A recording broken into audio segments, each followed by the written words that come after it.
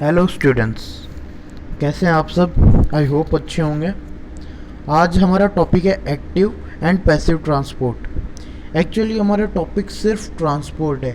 Active and passive इसके veg हैं कि किस तरह के ट्रांसपोर्ट हो सकते हैं। तो मेम्ब्रेन मेम्ब्रेन परमिएबिलिटी क्या है? ये कुछ सब्सटेंसेस की एबिलिटी है कि एक सेमी ऑर्गेनिक या फिर ऑर्गेनिक बैरियर के अंदर या फिर बाहर जा सकें। तो अब जो है हमारा जो हम डिस्कस करने वाले हैं वो क्या है? परमिएबिलिटी। परमिएबिलिटी जो है हर सब्सटेंस की अलग होती है। कोई भी सेल है, इसके अंदर कौन सा सब्सटेंस किस एक्सटेंट तक जाएगा और कौन सा सब्सटेंस बिल्कुल नहीं जाएगा, वो सब डिफाइन कौन करता है? परमिएबिलिटी। वो सब डिसाइड करता है परमिएबिलिटी। अगला, cell membrane can either be permeable और impermeable. If permeable, the permeability may be of semi permeable or selectively permeable। इसका मतलब क्या है? कोई सेल है, अब इसके अंदर कुछ सब्सटेंस जा सकते हैं और कुछ नहीं जा सकते। और अगर जा सकते हैं तो ये भी दो तरह के होंगे, एक है सेमी परमिएबल, एक है सिलेक्टिव परमिएबल। तो इन दोनों में डिफरेंस क्या है? Semi permeable membrane allows passage of solvents not solute. Solute molecules हैं वो नहीं जाएंगे। सॉल्वेंट जैसे H2O में हम ग्लूकोज डिसॉल्व करते हैं, तो सेमी परमिएबल मेम्ब्रेन क्या करेगा? H2O जो कि सॉल्वेंट है इसका पैसेज करेगा, लेकिन ग्लूकोज का पैसेज इसके अंदर नहीं होगा। तो यह सेमी परमिएबल मेम्ब्रेन। अब है सिलेक्टिवली परमिएबल मेम्ब्रेन, जो कि सिलेक्टेड सब्सटेंसेस को जाने देती है। जैसे अगर वो हम वापस ग्लूकोज और H2O को एग्जाम्पल लेते हैं और ये सेल है, तो अगर ग्लूकोज जा सकता है लेकिन H2O नहीं जा सकता है, इस कंडीशन में हमारी मेम्ब्रेन क्या है? सिलेक्टिवली परमिएबल है। अब हम देखें the methods of transportation across the membrane may be of following types. अब मेथड जो है, ये कोई भी सेल मेम्ब्रेन है, इसके अंदर या बाहर, ये इनसाइड है, ये आउटसाइड है, तो अंदर या बाहर जाने के जो तरीके हैं वो काफ़ी हो सकते हैं। एक है डिफ्यूजन, सेकंड है passive transport, third active transport, fourth is facultative और mediated transport and fifth is the osmosis. सबसे पहले हम डिफ्यूजन को देखेंगे, फैकल्टेटिव और मीडिएटेड ट्रांसपोर्ट को देखेंगे। हम जो बाकी के तीन है, passive transport, active transport and osmosis, इसको हम अलग से किसी वीडियो में देखेंगे, हमारे आने वाले वीडियो में देखेंगे, क्योंकि वीडियो ज़्यादा लंबा हो जाएगा अगर सबको डिटेल में अगर हम पढ़ेंगे तो, और हम कुछ भी छोड़ेंगे नहीं, हमें सब कुछ डिटेल में पढ़ना है। तो शुरू करते हैं हम किससे? हम शुरू करेंगे टाइप्स ऑफ ट्रांसपोर्ट से। पहले तो ट्रांसपोर्ट जो है कितने तरह का हो सकता है? ट्रांसपोर्ट जो है दो तरह का हो सकता है on the basis of their direction, कि सेल के बाहर जा रहा है या अंदर जा रहा है। अगर बाहर है तो वो है एक्सोसाइटोसिस, और अगर अंदर है तो वो है एंडोसाइटोसिस। अब इसको डिटेल से देखें, उससे पहले याद रखना एक्सो means that goes out and endo means that goes in। Okay, इतना याद रखने के बाद अब हम चलते हैं एंडोसाइटोसिस पे।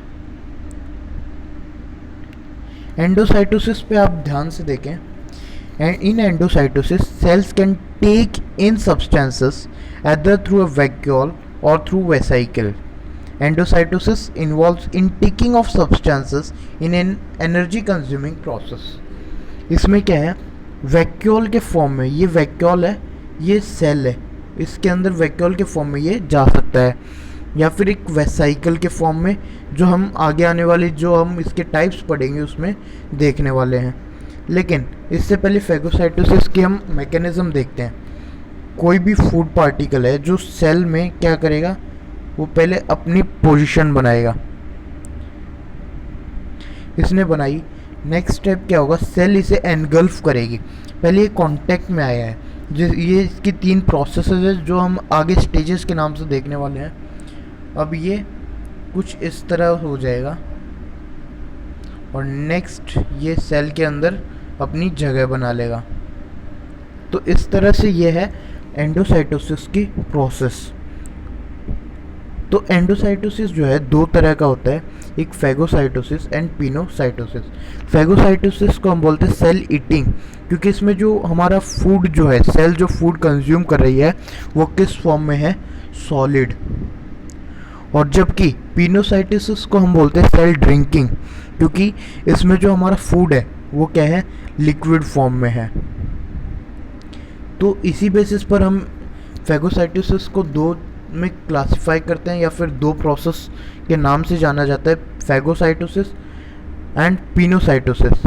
एंडोसाइटोसिस के ही क्या हैं, टाइप्स हैं, क्योंकि सेल के अंदर जा रहे हैं दोनों, बाहर नहीं आ रहे। बाहर आएंगे तो वो क्या हो जाएगा, एक्सोसाइटोसिस, और अंदर जा रहे हैं वो क्या है, एंडो। और एंडो के जो 2 टाइप्स हैं वो क्या है, फैगोसाइटोसिस एंड पिनोसाइटोसिस। नाउ हम देखते हैं फैगोसाइटोसिस के बारे में। हम देखें तो ग्रीक वर्ड से बना है। ग्रीक वर्ड क्या है, फेजिन, मीन्स टू डेवोर, मीन्स अंदर लेना, अंदर लेना। काइटोस मीन्स सेल होता है। ग्रीक वर्ड है तीनों। ओसिस मीन्स प्रोसेस है। तो हम इतना याद रखना है, क्योंकि हमारे जो नीट एग्जामिनेशन है उसमें पूछा जाता है कौन से ग्रीक वर्ड से फैगोसाइटोसिस बना है। तो उसमें ये तो काफ़ी कम पूछते हैं, ज़्यादा क्या आएगा, फेजिन एंड काइटोस। उसमें आपको कुछ 4 दे देगा जिसमें से एक सही होगा। ओके, नेक्स्ट है ये साइंटिस्ट का नाम जिसने इसे डिस्कवर किया था, एली मेटनिकॉफ 1833 में। आपको डेट याद रखने की ज़रूरत नहीं है, आपको ज़रूरत है याद रखने की साइंटिस्ट कौन था, क्योंकि ये काफ़ी इम्पॉर्टेंट साइंटिस्ट है। इनको हम आगे भी देखेंगे जब हम कुछ इम्पॉर्टेंट प्रोसेसेस डिस्कस करेंगे, जिसमें फैगोसाइटोसिस यानी एंडोसाइटोसिस स्पेशली हमें यूज़ होता है। नेक्स्ट हम देखें तो डिफेंस लाइन की फर्स्ट लाइन बनाता है, डिफेंस मैकेनिज्म की फर्स्ट। हमारे जो सेल्स होती हैं जैसे WBC हैं, लिम्फोसाइट्स हैं, ये क्या होती हैं, कोई भी एंटीजन आता है, इस एंटीजन को ये क्या है, एनगल्फ करती हैं। एनगल्फ करने के बाद उनका लाइसिस करती हैं। तो हमारे first line of defence mechanism में इस एंडोसाइटोसिस प्रोसेस का बहुत ही इम्पोर्टेंट रोल है, इसीलिए ये हमें इम्पोर्टेंट होती है। जब हम 12th का चैप्टर पढ़ेंगे इम्यूनोलॉजी,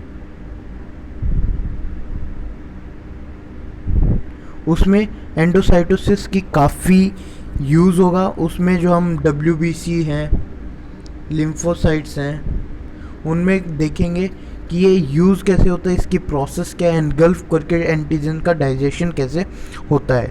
अब इसमें जो है मैंने आपको बताया था वो 3 प्रोसेसेस या स्टेजेस जिसके थ्रू ये प्रोसेस कंप्लीट होती है, एंडोसाइटोसिस कंप्लीट होती है। पहला है अटैचमेंट ऑफ सॉलिड मॉलिक्यूल और food to the phagocyte and ingestion. ये कोई सेल है और ये कोई फॉरेन मॉलिक्यूल है या फिर फूड सब्सटेंस है, सॉलिड मॉलिक्यूल है, ये पहले इससे अटैच होगा। तो कुछ इस तरह का कंडीशन आ जाएगा, ये कंडीशन आ गया। अब क्या हुआ, ये जो है इसके अंदर चला जाएगा। तो अंदर जाने पर कुछ इस तरह का सीन बन जाएगा आपके पास।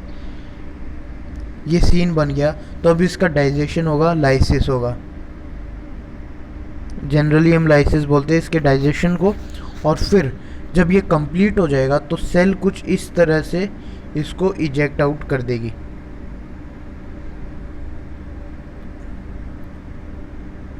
और ये इसको इजेक्ट आउट कर दिया सेल ने।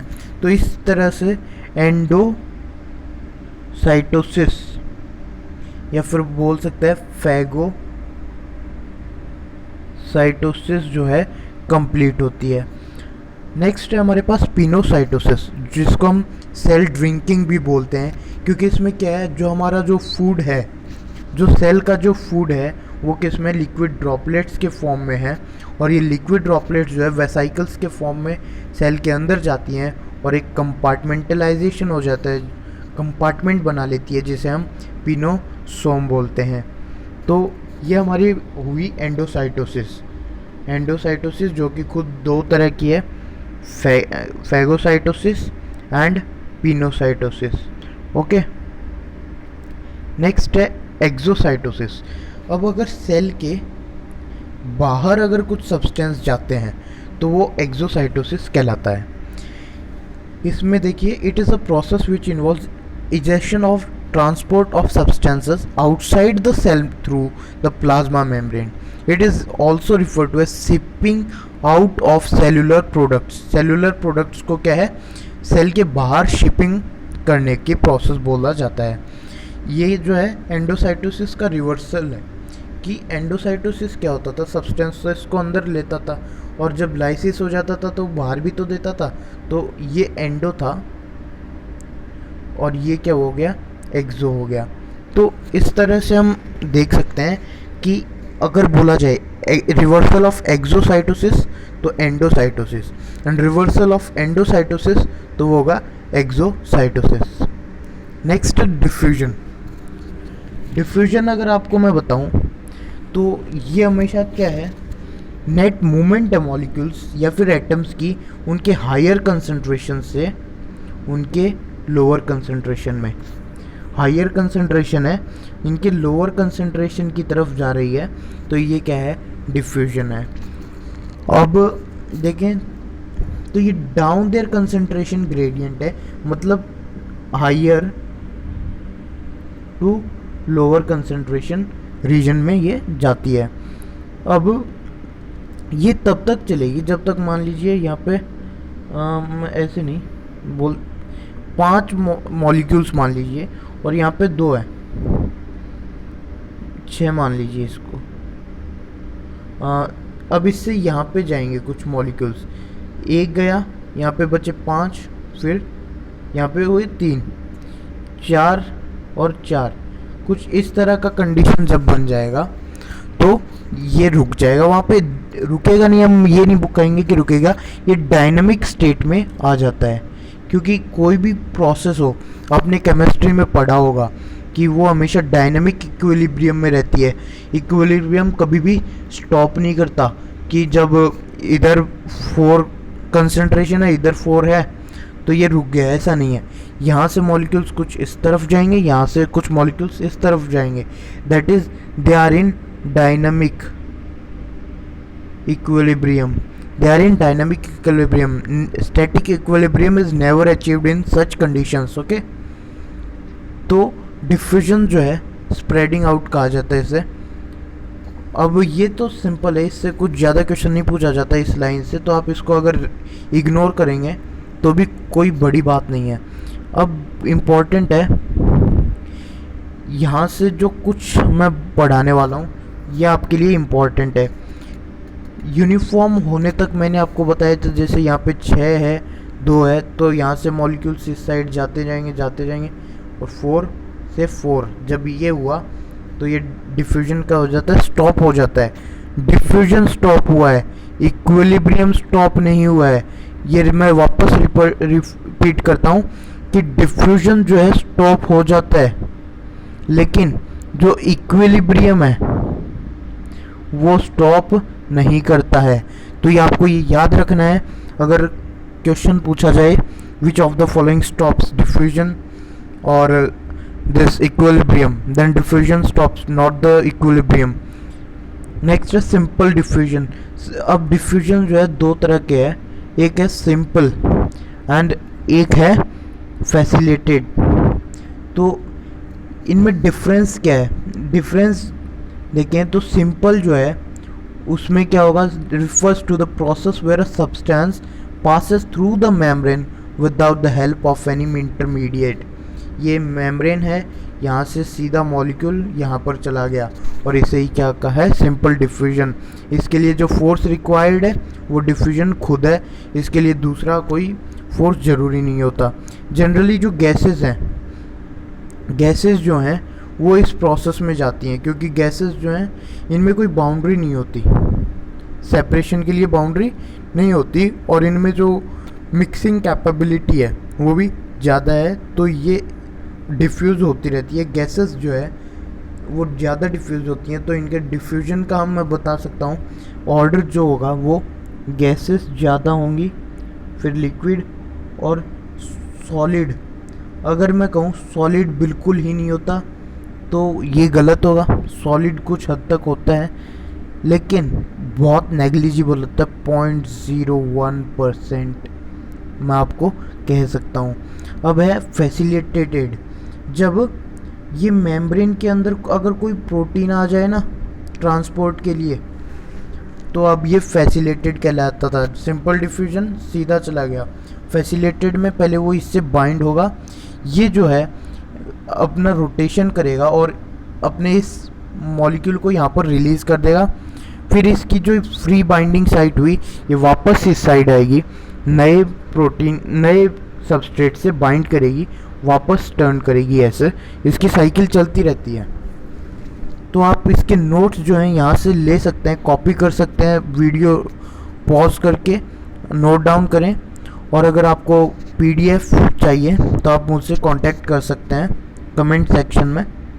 नेक्स्ट मैं आपको बता दूं कि ये भी पैसिव प्रोसेस है। अब ज़रूरी नहीं है कि हर में जहाँ प्रोटीन आ जाता है वो एक्टिव हो जाए।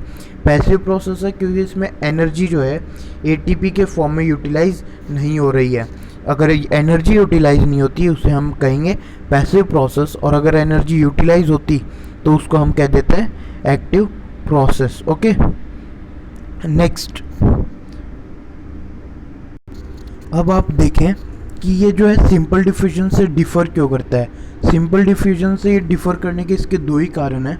अगर आपसे कोई पूछे, नीट के एग्जामिनेशन में भी ऐसे क्वेश्चन आ जाते हैं अक्सर कि इसके डिफरेंस का कारण, तो पहला इसका मॉलिक्यूलर बाइंडिंग जो है, क्योंकि ये सब्सटेंस और प्रोटीन के इंटरेक्शन से क्या है फैसिलिटेटेड डिफ्यूजन होता है, जबकि जो सिंपल डिफ्यूजन था उसमें कोई बाइंडिंग हमने नहीं देखी थी।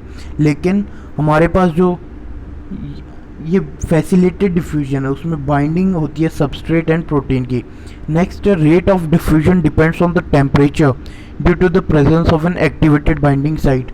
अब हमारे पास जो प्रोटीन है, ये हम मान लेते हैं प्रोटीन है, इसके यहाँ पे कोई एक्टिवेटेड बाइंडिंग साइट होती है जिससे इसका सबस्ट्रेट जो कि मॉलिक्यूल है जिसको सेल के एक्रॉस ट्रांसपोर्ट करना है, ये सेल मान लीजिए यहाँ पे। अब ये सबस्ट्रेट बाइंड किया है, इस सबस्ट्रेट को सेल के इनसाइड रिलीज करना है, तो इसमें क्या है बाइंडिंग साइट है, और इससे बाइंडिंग साइट टेम्परेचर से इफेक्ट होती है। ये आपने केमिस्ट्री में भी पढ़ा होगा, एंजाइम सबस्ट्रेट बाइंडिंग। और जो प्रोटीन यहाँ पे यूटिलाइज होता है इसको हम कहते हैं चैनल और इंटीग्रल प्रोटीन्स। सो इसका ट्रांसपोर्ट जो है फैसिलिटेटेड ट्रांसपोर्ट कहाँ यूज़ होगा, larger charged hydrophilic and polar molecules के लिए। छोटे मॉलिक्यूल्स सिंपल डिफ्यूजन से हो जाएंगे, नॉन चार्ज्ड सिंपल डिफ्यूजन से हो जाएंगे, हाइड्रोफिलिक जो है वो कभी नहीं होंगे, हाइड्रोफोबिक जो है वो लिपिड के अटैच हो सकते हैं। और जैसा कि हमें पता है हमारी जो मेम्ब्रेन है लिपिड बाइलेयर है, कुछ इस तरह से बनी होती है, कुछ इस तरह से हमारी मेम्ब्रेन बनी होती है। और जो हाइड्रोफोबिक मॉलिक्यूल्स होते हैं वो आसानी से इन्हें क्रॉस कर सकते हैं, तो उनके लिए हम सिंपल डिफ्यूजन को यूज़ कर सकते हैं, मतलब वो सिंपल डिफ्यूजन से डिफ्यूज़ हो जाते हैं। लेकिन हाइड्रोफिलिक के लिए ऐसा केस नहीं है, उनके लिए फैसिलिटेटेड डिफ्यूजन चाहिए, उनके लिए कोई कैरियर प्रोटीन यहाँ पे होना चाहिए। अगर कैरियर प्रोटीन नहीं होगा तो ये इस मॉलिक्यूल या फिर इस सबस्ट्रेट का डिफ्यूजन इम्पॉसिबल है। नेक्स्ट हम बता दें तो ये भी 3 स्टेज प्रोसेस है। इसमें पहले जो प्रोटीन है और जो सबस्ट्रेट है वो एक दूसरे को रिकॉग्नाइज करेंगे। इनके सबस्ट्रेट के ऊपर भी कुछ ऐसी बाइंडिंग साइट्स होती हैं और कुछ बाइंडिंग साइट्स इस पे होती हैं प्रोटीन पे जो एक दूसरे को रिकॉग्नाइज करते हैं, और इनके रिकॉग्नाइजेशन के बाद ये सबस्ट्रेट इस प्रोटीन से बाइंड कर जाता है। सबस्ट्रेट जब प्रोटीन से बाइंड कर गया तब ये प्रोटीन जो है इसकी रोटेशन होगी, ये रोटेट करेगा और इसका जो आउटर एंड है वो अंदर की साइड चला जाएगा। फिर वहाँ पर सबस्ट्रेट को रिलीज़ करेगा, release of carrier to set it free to repeat the process. और ये क्या है, वापस अपना एक्टिव साइट यहाँ पर ले आएगा और जो कि नए सबस्ट्रेट को उसकी एक्टिवेशन साइट से बाइंड करेगा। तो आज के लिए इतना ही।